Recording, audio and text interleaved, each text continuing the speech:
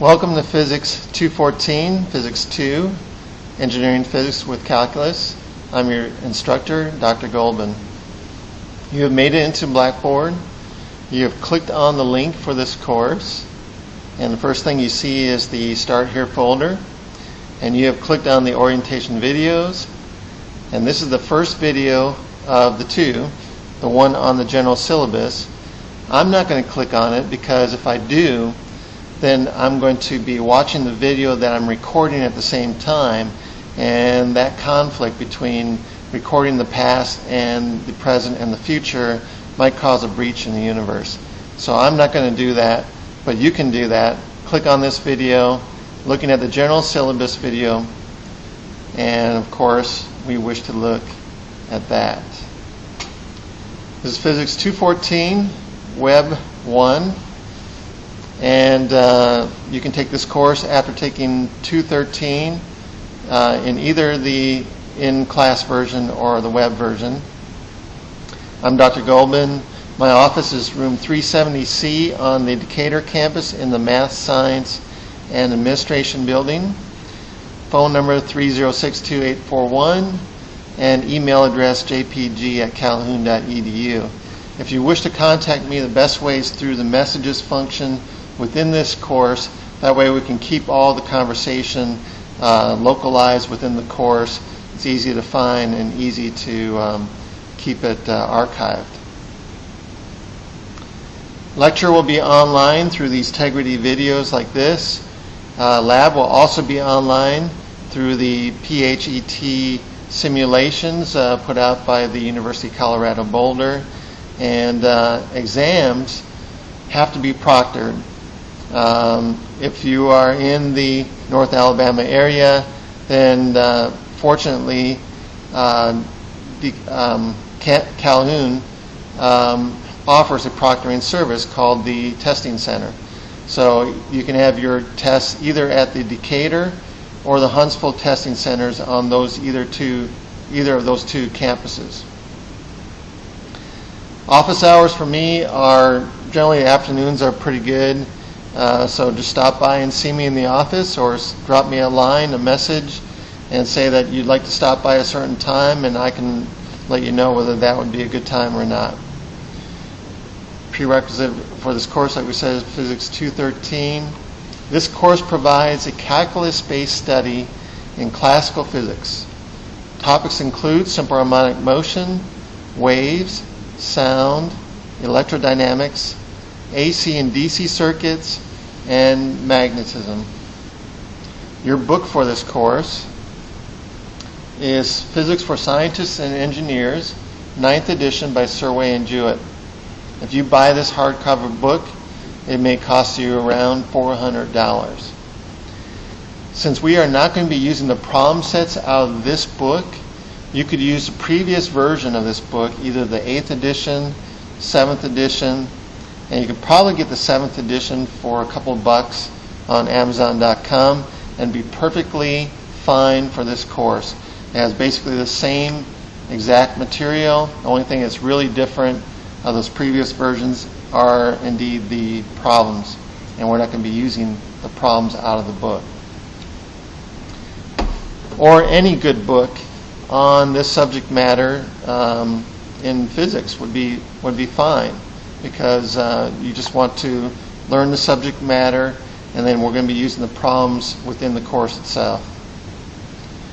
You might want to purchase a notebook binder for this course. It's got this kind of cover right here by me, and in this binder we have all my lecture notes for all the lectures I'm going to be giving for this course with the Tegrity videos.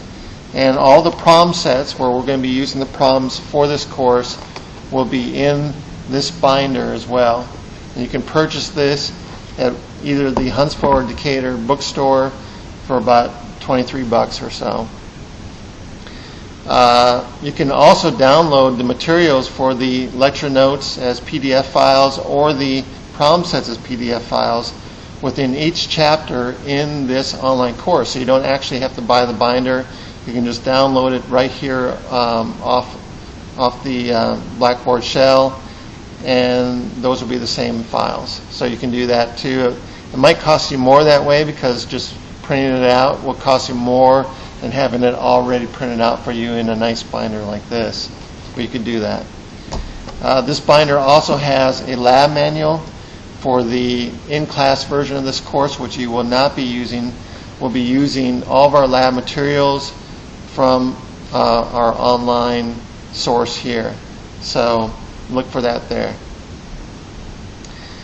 There are also in-class lecture videos from 2008 that you could look at from this website here, this link here, and also downloadable on iTunes University. If you want to have that kind of environment where you feel like you're in the class and the camera's in the back of the class and you can see me lecturing and answering questions and that sort of thing, then you can download those for added experience.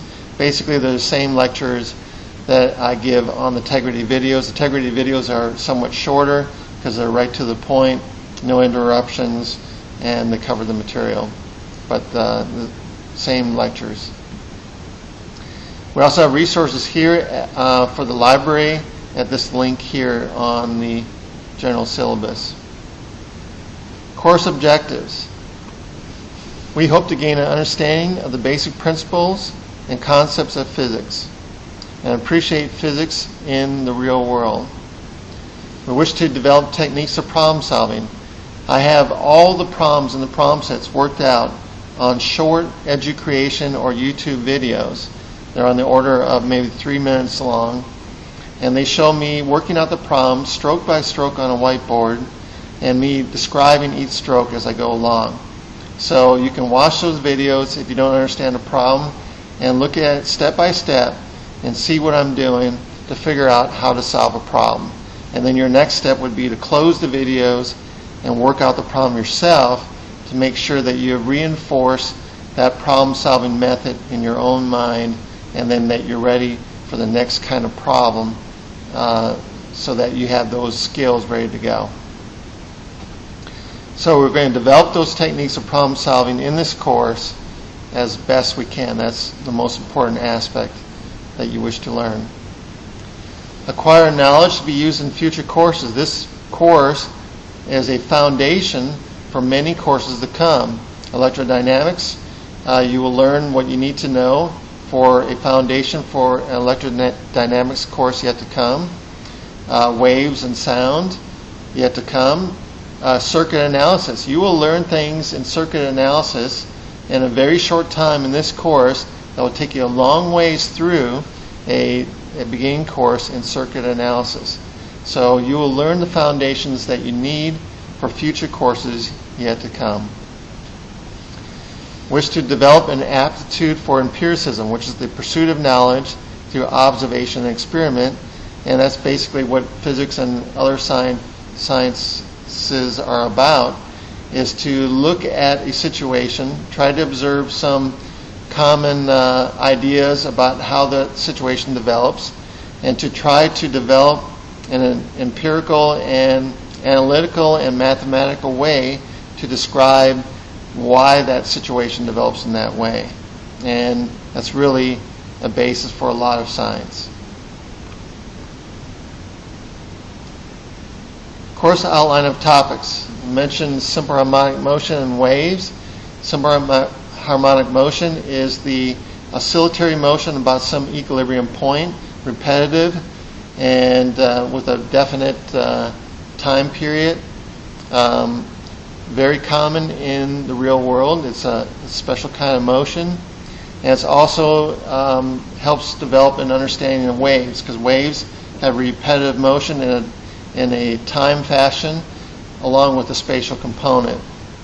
So waves will be our next subject, and we'll find out that sound is a wave. So we can describe sound as a wave, so is light, but we'll look at light in Physics 3. But using this whole understanding of simple harmonic motion, waves, we'll be able to understand sound, and that is our first section, the first quarter of this course. Then we'll go into electrodynamics and the study of electric fields and the movement of charges, and we'll look at that in a form of what we call flux. The problem with electrodynamics, even though the mathematics involves calculus, it's really simple calculus, but the real problem with electrodynamics is you're dealing with things that you can't see. You're dealing with fields that you can't see. So wherever possible, we'll try to make the correlation between these fields that we can't see and other things that we know about in mechanics that we can see. And there's a lot of similarities in the form of the formulas for that. So we can look at that, make that correlation so that you can develop an understanding in your mind of what's going on with electrodynamics. Then we'll transition from electrodynamics into circuits, DC circuits, and we'll learn a general approach for solving DC circuits, an approach that is almost foolhardy. It almost has no problems to it if you go through in a logical step-by-step manner. So we'll show you a way to approach circuit analysis for DC circuits, which might be the most important part of this course, because if there's anything you're going to see again, it's going to be circuits, because if you go into engineering, even mechanical engineering, circuits are important. If you go into medical science, the human body is a circuit.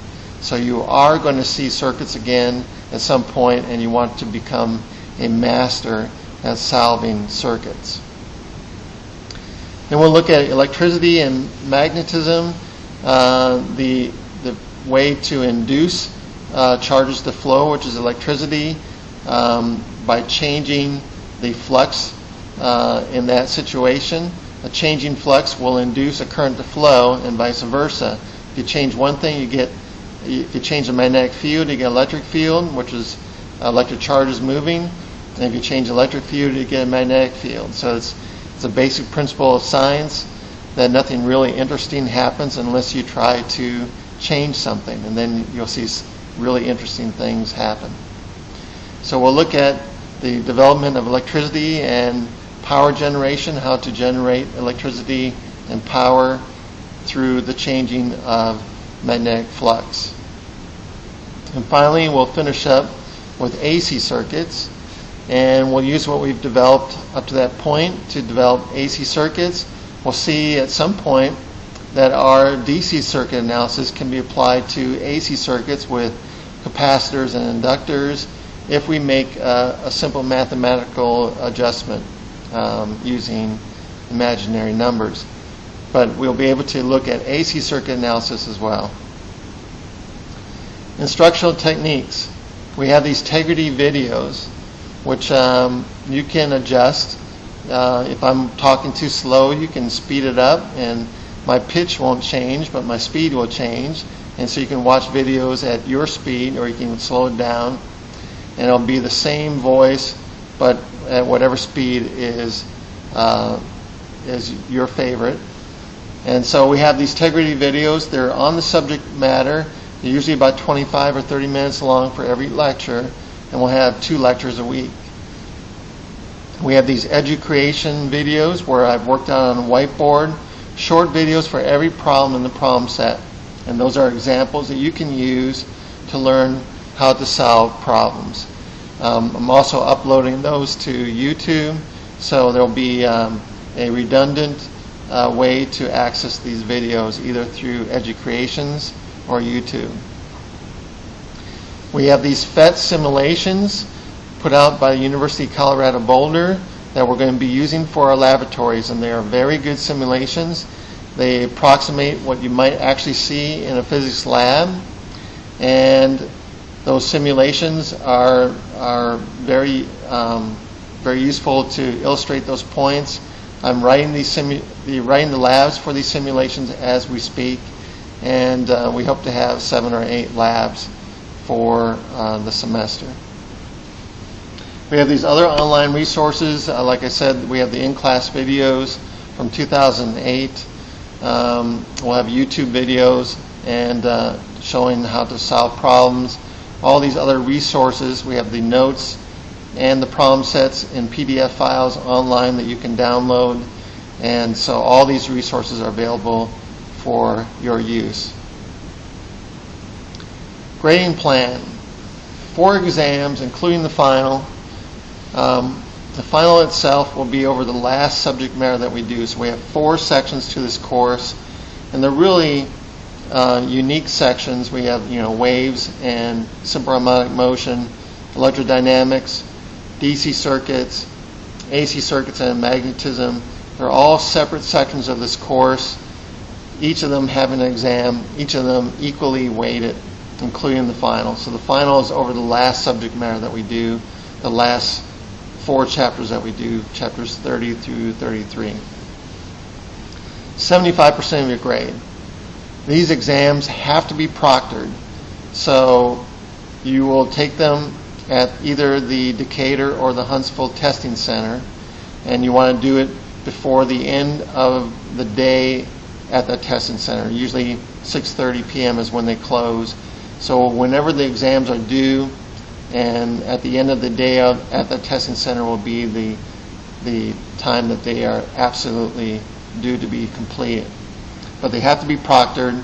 If you're taking this course somewhere else in the world, then you have to find a proctor who needs to contact me so I can work through that proctor and so they can give you the exam. So if you're taking this in Japan somewhere, and that's the only aspect of the course where it doesn't seem to be online, but it could be online, because if you find a suitable proctor at a nearby institution of learning, college or university, find somebody there who can proctor and contact me. I can send them the test. They can give you the test at a prescribed time, and then they'll scan it and give it back to me, and I can grade the test. So we can do it remotely in that case and keep this totally an online course. Weekly quizzes. There's going to be a quiz every week over the subject matter of that week. So whatever lectures I had for the 2 days of that week, the quiz will cover that. And there'll basically be problems right out of the problem sets where I've just changed a couple of numbers, and they are multiple choice answers. So you either get it right or you get it wrong with a multiple choice answer. And they're designed to keep you working on the problem sets, to keep you current with the material as we go along, to not get behind. You cannot wait until the last minute to study for exams. So you have to stay current with the material, especially in this course where we have 4 separate subjects. And you can't do it like Physics 1 where everything was just one progression that built on the last part, and you just kept on going and going. These are separate sections, each of them important, and you have to stay up on the material as we go along. So the quizzes are designed to keep you doing that. There'll be 12 quizzes or so, and so if it's only 10% of your grade, so each quiz is actually worth less than 1% of your total grade. So if you miss a quiz, I'm not going to sweat it, and neither should you. It's less than 1% of your total grade, and so it's really not worth that much in the total scheme of things, but it's enough to make you want to do it. It's enough to keep you current with the material in the course. Where it might come into play is if you're on the borderline between one grade and the next grade. If you're at 89% for the course and you're right on the borderline between that and 90%, then that 1% could matter. So you really do want to do the quizzes, but like I said, if you don't do well on the quizzes or if you miss a quiz, it's nothing you should really sweat to that moment, because it really doesn't count for a whole lot in this course. The main thing is to give me feedback on what you're doing and to keep you working in a progression week by week on this course. Laboratories, the other 15% of your final grade, and there'll be maybe 7 or 8 labs over the course of the semester. So each lab is worth approximately 2% of your grade. Again, another small chunk of your grade, but more than a quiz and more than 2 quizzes. and so significant enough. So you want to do the labs. You should do well in the labs. If you do a decent job in the labs and do everything that's asked for on my lab outlines, fill in the information, answer the questions, write conclusion, you should get a 13, 14, or 15 out of 15 points for the lab. So your final lab grade should be on the order of 80 to 90%, possibly 100% for the course. So your lab grade and possibly your quiz grade should help you in this course. It should help bring up whatever average you might have for the exams, or at least not hurt any average you have for the exams if you're doing well in the exams. Grade scale. Usual grade scale, A, B, C, D, F, 90, 80, 70, 60%. Below 69.5% is not passing the course. So usual grade score that the grade scale that you're familiar with. Final exam will be on the daily schedule, and it should be complete by the end closing time at the testing center on the day specified in the daily schedule. And if you're going to take any exam, you want to start it at least 2 hours before the closing time, because you want to give yourself 2 hours to do the exam. They will, if you walk in an hour before closing time and wish to take an exam, they won't let you do it. They won't even let you start because you're too late. So you want to make sure you walk in at least 2 hours before the end of closing time on any particular due date for an exam. Attendance. Attendance will be monitored. I'll know when you're in the course and when you're not in the course. And especially in the first week, you wish to complete the fun quiz, which is a fun quiz on the syllabus and information in the course, by the midnight on the Sunday of the first week. And that will establish that you've done some work in the course and you've established yourself in the course. If you don't do that, you may lose your spot in the course, and it may affect your financial aid and other aspects of your career. So you want to do the fun quiz to establish yourself as attending the course in the first week of the course. And I believe that first quiz on the first subject matter of the course will also be due by midnight on that first Sunday as well. So you have to do both of those quizzes by midnight on the first Sunday. Make-up policy for quizzes and exams. If you miss a weekly quiz, I'm not going to sweat it, and neither should you. It's worth less than 1% of your total grade. And just go on and go on to the next subject matter. If you miss an exam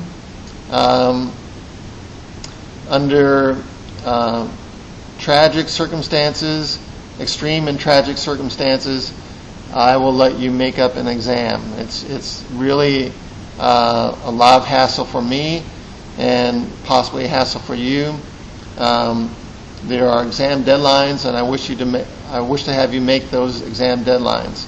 But if you've had a death in the family on the day before the deadline or something like that, then we will accommodate that, and I will make a make-up quiz, which I'll bring to the testing center for you to make up. Under extreme and tragic circumstances. Withdrawal policy. If you have excessive absences, you will be encouraged to withdraw.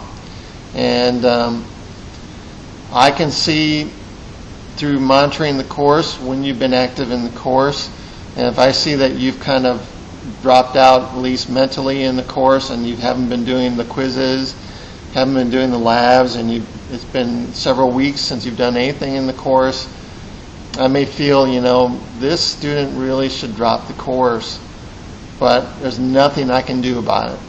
As an instructor, instructors cannot remove you from a course. You have to remove yourself. And it's relatively an easy process online to withdraw from a course. So if you go into the Calhoun website, there's a procedure for dropping the course. You have to do that if you wish to drop a course, and if you know that you're not going to do well in a course.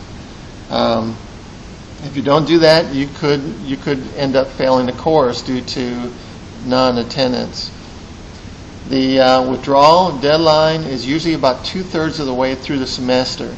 So there'll be a definite date in the course schedule or in the semester schedule put out on Calhoun website.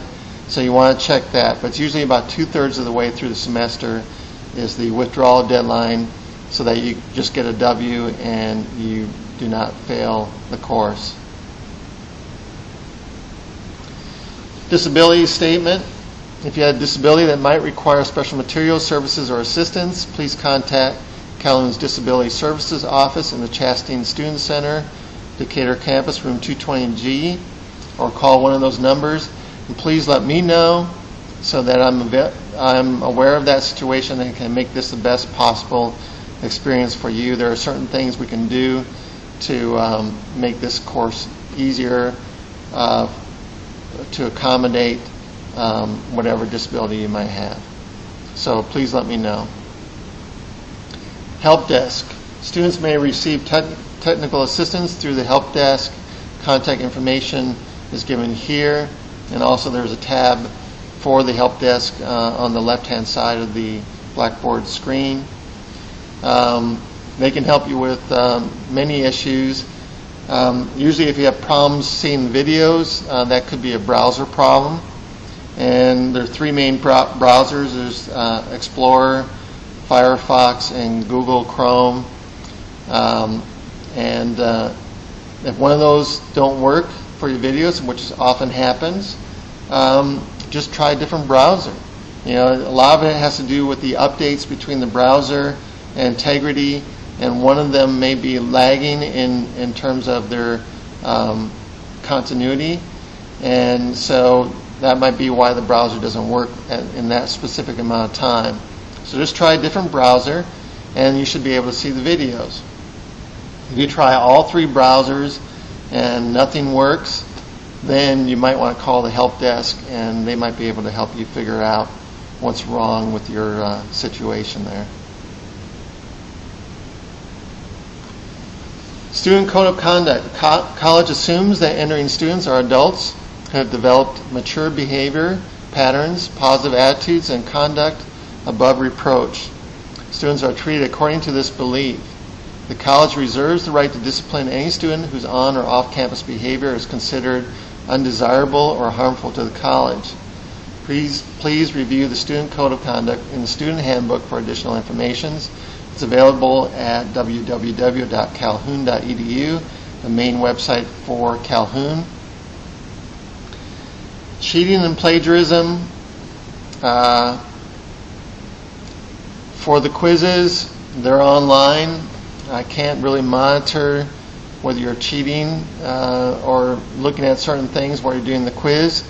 You know, frankly, the quizzes are really designed to help you. So they're designed to keep you working on the material.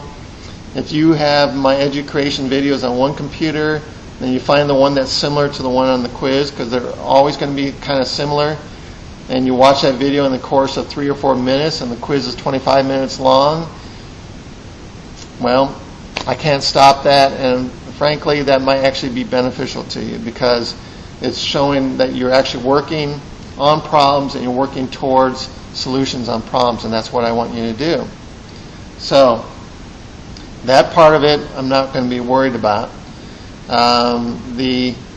Taking the exams, I'm worried about that, but actually you're taking them under a proctored situation. You're either taking them at the testing centers, or if you're more remote, you're taking with a proctor observing you as you're taking the exam. So you shouldn't be able to cheat under those conditions.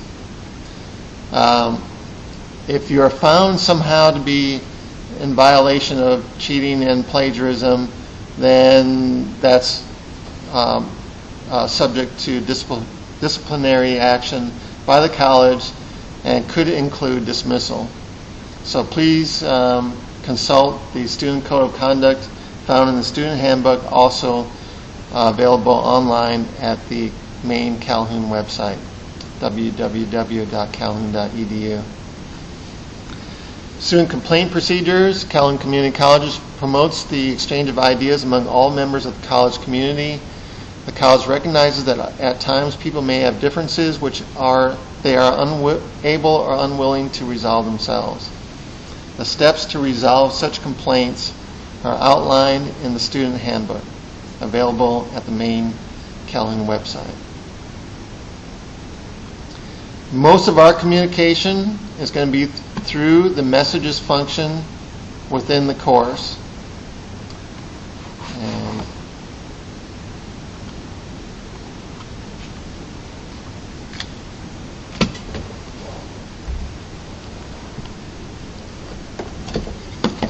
I'm going to change my power here. Okay.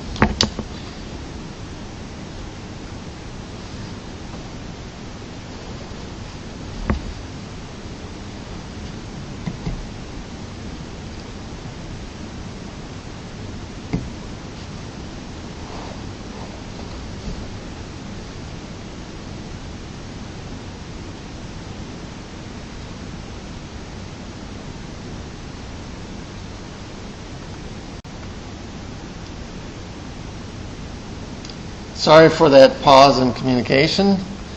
I was having a problem with my clicker here. Our preferred communication in this course is through the messages function in the course. When you log on the course, the email messages is available on the left-hand side, and you can send me emails, you can send the class emails, and I will respond as quickly as possible to those messages. If you have a question or an idea concerning physics that might be of interest to more than one person, to the rest of the class, then please start a thread in the discussions function. And you start a thread, I will respond to it, or someone else in the class will respond to it, and we can get a good discussion going, and that could give us the aspect of the course that you might be missing if this were in a classroom environment.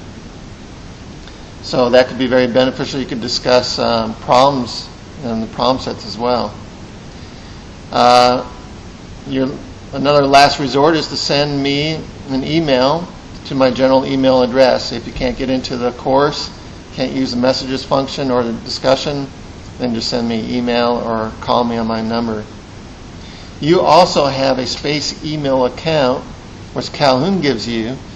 I will not be using that, and your fellow students probably won't be using that, but Calhoun may be sending you information to your space email account. So please consult that. Your initial password is Cal plus the last 5 digits of your C number, and that will get you into that space email account where you may receive information from Calhoun. So this concludes the first video, the orientation video with the syllabus. Please consult the next video, which is on the certain things that you should be doing to succeed in this course.